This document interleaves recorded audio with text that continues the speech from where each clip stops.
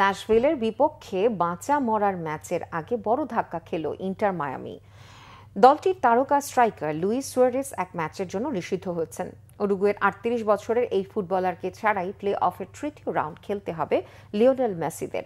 বাংলাদেশ সময় গত রোববার সকালে ন্যাশভিলের মাঠে অনুষ্ঠিত প্লে অফের দ্বিতীয় রাউন্ড ম্যাচে 71 মিনিটে প্রতিপক্ষের ডিফেন্ডার অ্যান্ডি নেহারকে লাথি মেরে বসেন সুয়ারেস।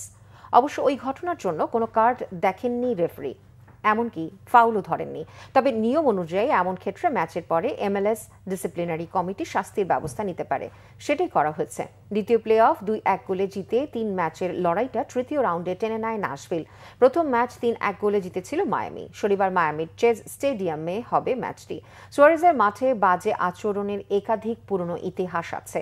লিভারপুল ও বার্সেলোনার সাবেক এই ফরওয়ার্ড প্রতিপক্ষের খেলোয়াড়কে কামড়ানোর দায়ে 3 বার নিষেধাজ্ঞা শাস্তি পান।